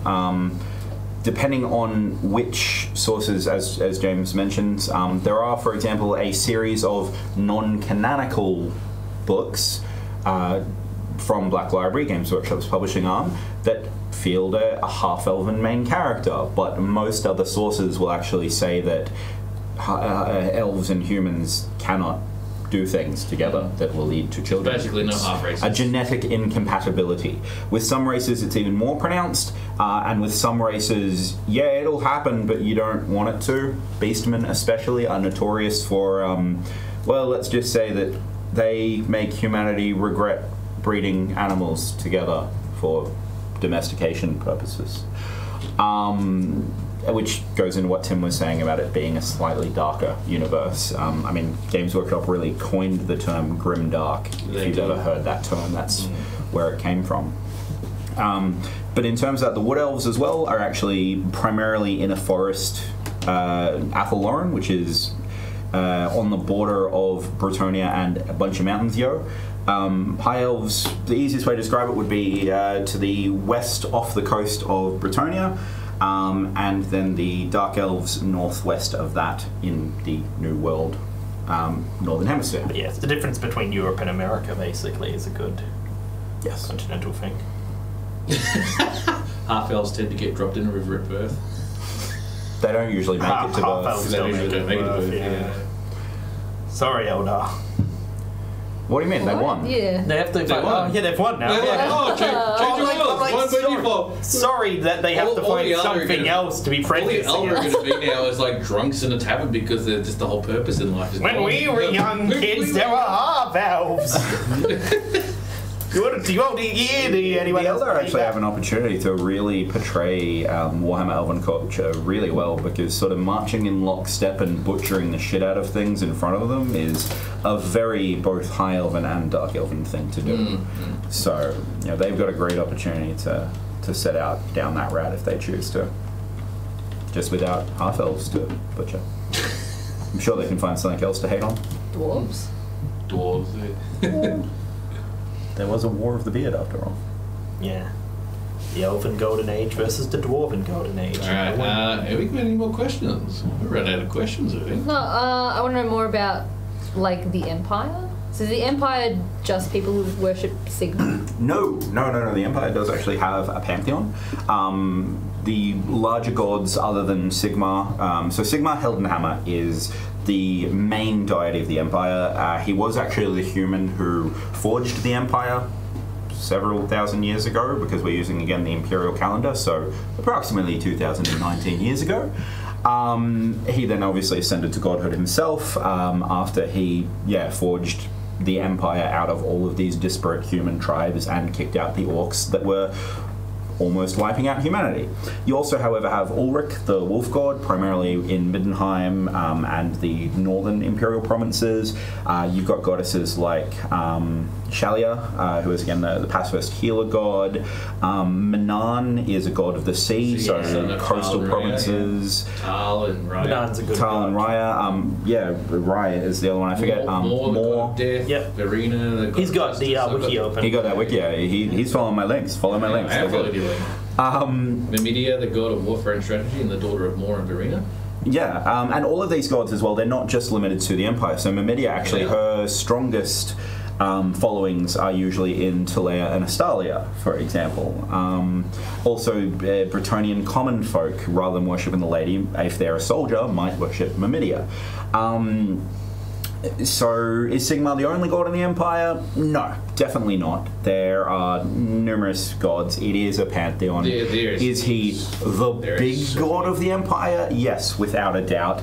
It's essentially imperial creed almost to worship him, or at least pay lip service to worshipping him. You know, the Empire as well, it is, as I mentioned earlier, based on the Holy Roman Empire, so for those that know their history, it's not a unified country. Think of Australia or any other current modern country. It is a group of smaller states and provinces that elect the empire when the previous empire dies, which is one of the reasons that this time frame we're setting Blood and Gold in so we're thinking Liberal Party. Is known as the time of three emperors, because it was a point where the electors couldn't decide on one emperor. So you had one of the emperors is primarily a Sigmarite. One of the current emperors is actually primarily from Middenheim, so an Ulrich worshipper more than anything else. And the third one, I believe, was from Talabheim, so I believe still mostly Sigmarite. So there is religious conflict within the Empire as well, similar to the Protestant Reformation in the actual Holy But Roman yes, Empire. it's one of the big things with the factions is while you can easily sum up a whole faction as one thing, like there's 11 elector counts for 11 different provinces in the Empire. They've all gone to war against each other. They all fight each other to vote which elector count gets to rule, gets to be the emperor. There's backstabbing and deals and treachery. When chaos comes knocking, they all put it aside for the most part and like try to work together to fuck over chaos. If they're easily winning, then they'll start backstabbing each other sort of again. And this is with every nation has these factions, and then some of these factions have factions. Like Stirland and the Elector Counts, like that has like 7 or 8 different factions, because that includes all of the lands the undead has recently taken, and that has vampires in it, and like same with Bretonia. If you go into any dukedom, then there will be rivalries within that dukedom fighting for power. So it's very typical Warhammer. It's all been set up to basically, this is why we play this tabletop war game. Yeah, so Warhammer is a world where anyone can fight anyone, and anyone can ally with anyone to fight anyone for any reason. Even That's actually a very good point. Every nation is pretty fragile politically. Because if we go by what's happened in Quest beforehand and Warcraft beforehand, when a lot of people have become this alliance, and then once that alliance is formed, it basically just doesn't fight amongst itself. What are we talking about, Tim? I have no idea what you're talking about. No one knows. Being a very generic here. I have an inkling idea because I am just a superior human. Got that intellect. So, I mean, as well, there have been a lot of different iterations of Warhammer lore, and one of the questions asked when the cameras weren't rolling was about our lovely friend Cetra here. So Cetra, depending on the version of the lore, ain't a good guy, but to some version of the lore, the Tomb Kings, which is who he is the ultimate and undisputable ruler of, you very much are good guys. They just happen to be good guys that died a while ago. Like a necromancer Nagash, if you've read much lore, you'll probably run into his name here or there. Basically got powerful enough that everyone was kind of really concerned he might just turn the entire world into undead. Like, all the vampires that exist now stole his research notes and copied his recipe for immortality, but steal them, he kind of slid them under the table because they thought they stole them, but it was part of his plans. But it is the case he's this massive entity, and just the fact that Cetra managed to rally forces enough to beat him back was huge. But sometimes to beat evil, you've got to do evil-ish things, and so Cetra's a little bit of a skeleton thing now. I mean, but at the same point, is that evil? Is that good? I'd like to say that there's no evil in Warhammer besides chaos. There's no evil in Warhammer Fantasy. They're just different levels of survivors and how much terrible, terrible things they've had to do to remain in that category. Yeah. Every race has done truly awful things to other races and to themselves just to survive chaos or the vampire curse or themselves. And so, yeah, your entire people and yourself becoming this immortal undead army, so you can defeat a slightly different immortal undead army that's a lot more evil. Yeah, I mean, one of the big things about Cetra is arguably he is the biggest opponent to Nagash and the vampire counts that exists in the world, solely because he's Cetra, and screw them. So are vampires evil? Okay, so vampires. Vampires, there are multiple vampiric families within the Warhammer world. There are 5 primary bloodlines. So you've got the Von Carsteins, which are your traditional Draculas. You've got the Neckarchs, who are your traditional Nosferatus, so very much pointy ears, long faces, turns into a bat frequently. So the Von Carsteins rule the province of Sylvania primarily, which is actually an imperial province. They are well, they were one of the elected camps. They're currently getting themselves involved in the War of the Three Empires. Look up the Vampire Wars for further information. But yeah, so they're traditional Draculas, nice suits, very regal, very skeletons and wolves and bats. The Neckarchs are the ones that build themselves a big spiraling tower in a deep dark forest, and if you find it, you're probably going to be an experiment pretty shortly.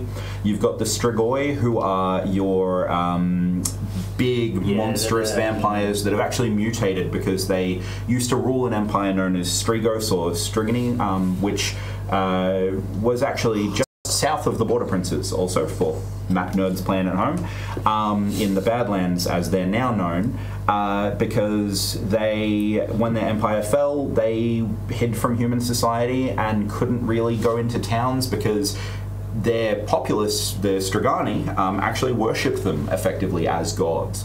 And so they became cut off from a lot of human civilization, wound up finding that the only blood they could get access to was in graveyards from recently deceased corpses, which made them mutate, turn into these bigger, more bestial vampires. You've got the Lamians, who are very Egyptian-themed vampire seductresses. You'll find them at high noble courts throughout the old world in human nations, really using their womanly assets to the best of their abilities to gain control from behind the scenes.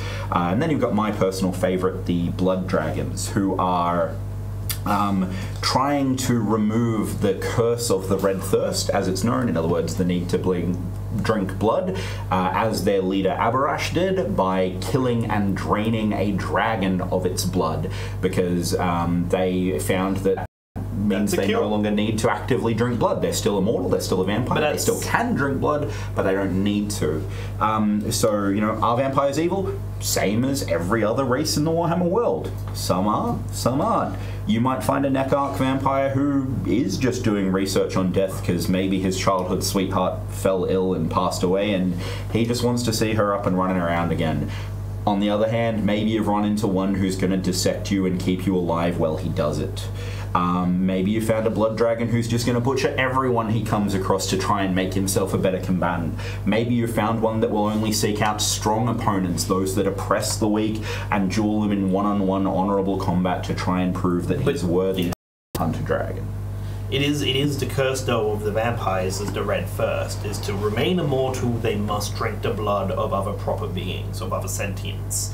And so, while some of them are trying to cure themselves of the Red Thirst, and some of them became a vampire in order to help people from the shadows, or teach the next generation properly, or any honourable goal, they've still got to drink living people to death in order to themselves continue living.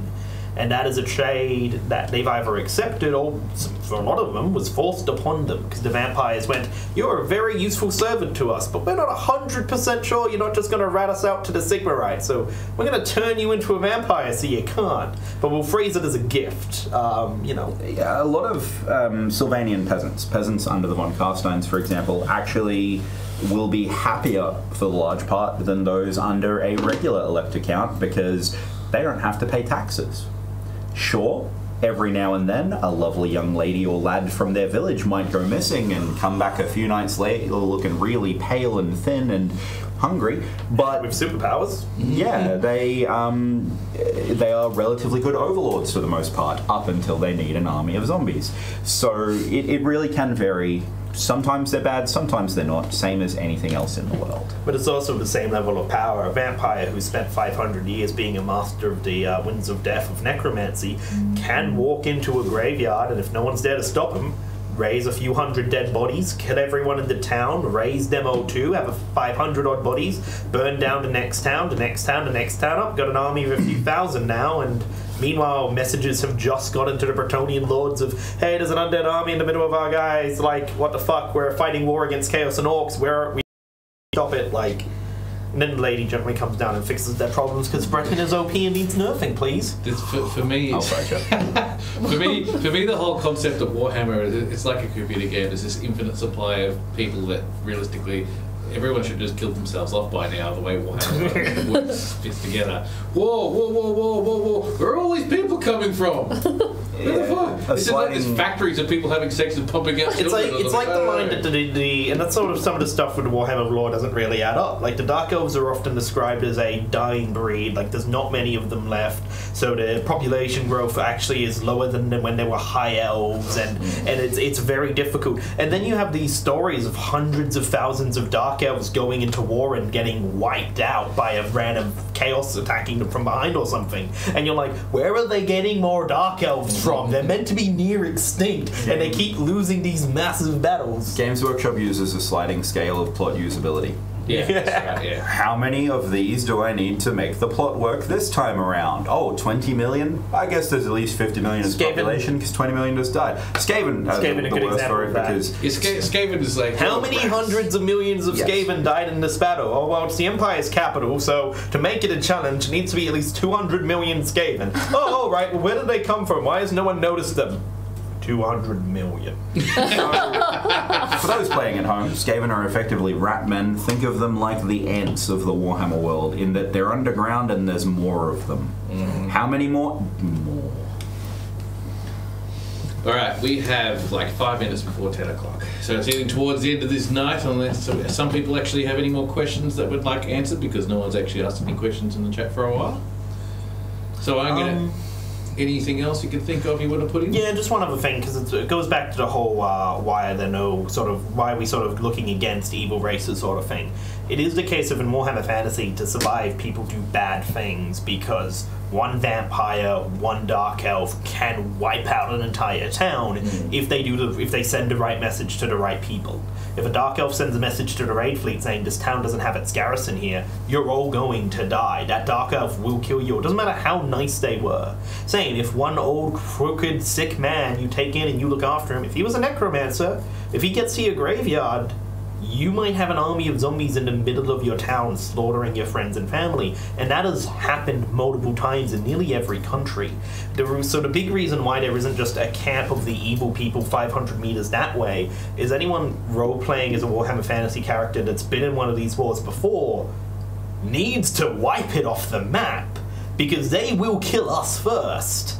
Unless we kill them first, which is why they have to kill us first. Like, the grudges go deep, and the paranoia between races is huge. Like, dwarves and elves are both enemies of orcs and goblins. They will never work together, though, because of some ancient wars and grudges that still exist.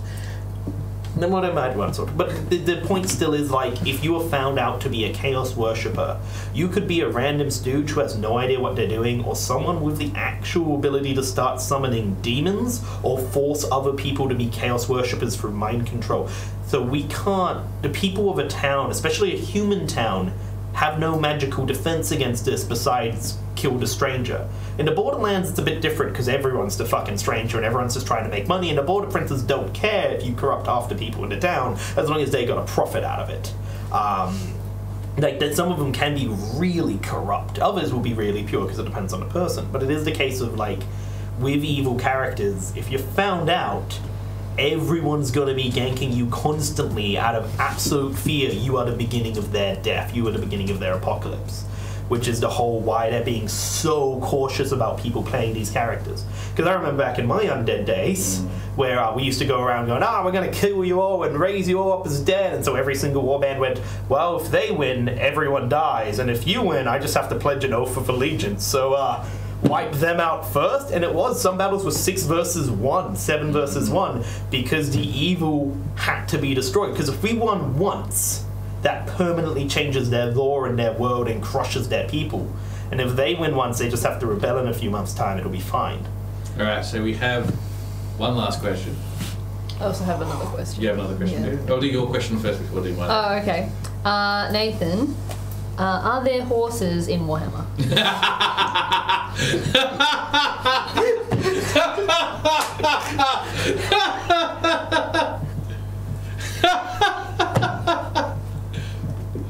I'm going to have a bit of a thing, because there's people who are watching this who are not part of Soulcraft, and there's been this big in-joke about no horses actually exist within Soulcraft, the old Soulcraft world, which is Althea.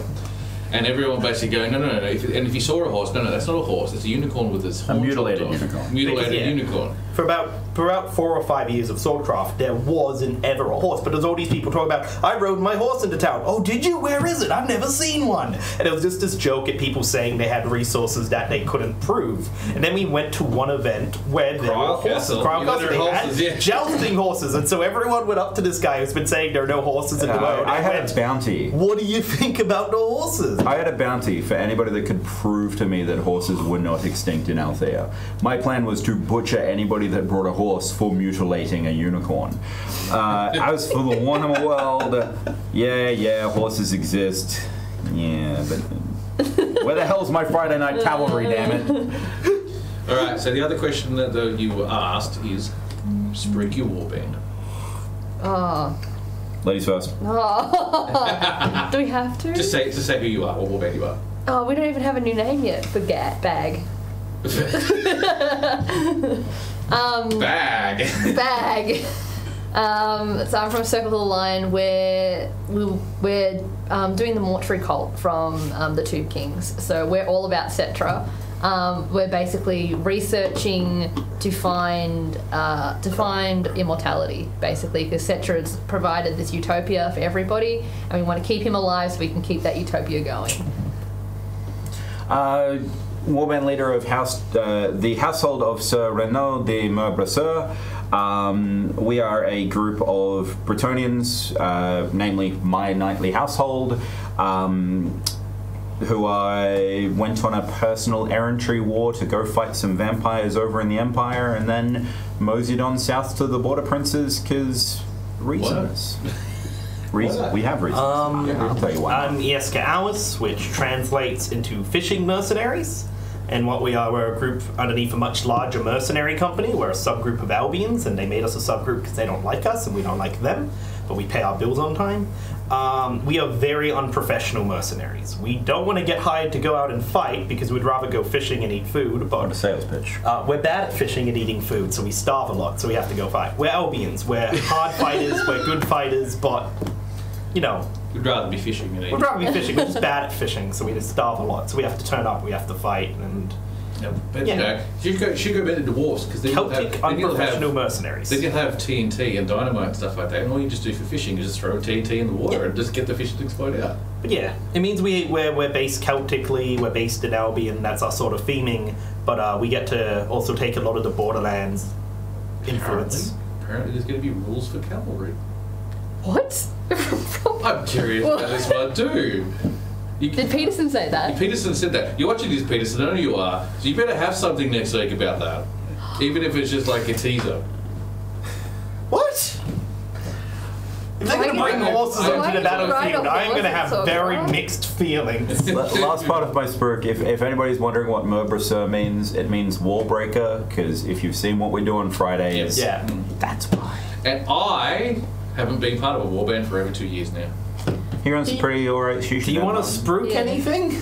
I want to spruik a lot of things. I have Ajahim, the shisha den. Yeah. The other thing I don't want to spruik because you're not supposed to know about it. Yeah, no, but like, how can people support the shisha den? Oh, it goes through the chat all the time. If people... Oh, okay, cool. I was just making sure. I've got this bot going through to say, give me money for my shisha den. I'd like to start a vote that the bot is renamed to Cetrabot. Cetrabot? Cetrabot. If I could do... I don't think... Did anyone give us 1,000 bits? No, no one's given us 1,000 bits to watch cake being shoved in. Can we do it anyway? Is this a legally binding contract? I've got $5 in my wallet. How much is 1,000 bits? It's $10. Like $10. That's 20. I'm not gonna. There we go. Here's 10. Right. you can do it. You can do it. You can do it. What cost did I send you? No. You can. Okay, alright. I'm not gonna. Half. We'll do half each. It's not half of a cake. It's such a waste. Hang on, I want a bit of cake before you do it. Like, give me a bit of cake, okay. and then you Eat a big bit, Tim. It's got a pretty big bit for me. This is gonna be fucking epic. I don't know what I'm. Do you want to like I do one half, you can do the other half? You said one eye.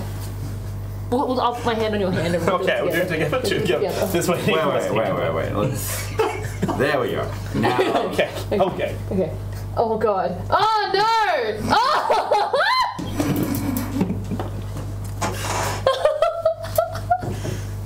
And that's all, folks. Good night. I taste good. There's white stuff in my eye. Wouldn't be the first That's time. what she said. It's so sticky. Wouldn't be the first time, I'm sure. And black stuff. That's your facial hair. No? Oh, it's the Isaac rhymes. Okay. Good night, everyone, for watching. And remember, we are going to be doing these every Tuesday, except for Christmas Day. Was it New Year's Day? There's No, also Christmas. Tuesday's also on this Christmas Day as well. And New Year's Day is also a Tuesday, which is when I want to do the Story time? Story time. Oh, It's a nice, Potato Quest and it's a my nice relaxing one. and my hillbilly pregnancy, like Crucifying 4 Bretons. Crucifying 4 Britons. Butchering a classroom of Dark Elf. Being Where Tying captured, a being head. captured by. I'm going to tell my story. Being captured by orcs, Drakenfest. oh, finding headless Phil Crins in the forest. As I said, if you scroll down in the channel itself, you'll see Roll Sunday stories, nights, not real life ones. as well as all the table talks, what we've actually got coming up. And you'll see there's a bit of a break in there. Just scroll down, have a look, and you'll see what's coming up. But always join us. We're going to do them every Tuesday night from here on in at 8 p.m. And if you want to come along and actually have a talk about stuff, because you have relation to any of the topics that are coming up, by all means, contact me, and we'll see if we can get you here. I live in the northern suburbs of Melbourne, so that'll give you a rough indication of where I am if it's travel-wise is an issue, but I have no problems with people coming and have a chat. This is what this is all about, having a bit of fun. You have to just put up with Nathan a lot. You gotta put cake in his face, though. You gotta Okay, watch yeah. that. So, like, Don't tell me this is going to become a regular segment. Whatever food people bring in, mash it into Nathan's face. I paid for that, by the way. You're welcome. You wouldn't do it. We took that. Yeah. You took that. I took that blow for you, Soulcraft. Pie doesn't have tentacles. And, alright, good night, everyone. Do do do do do do do do. Oh, we got really shitty.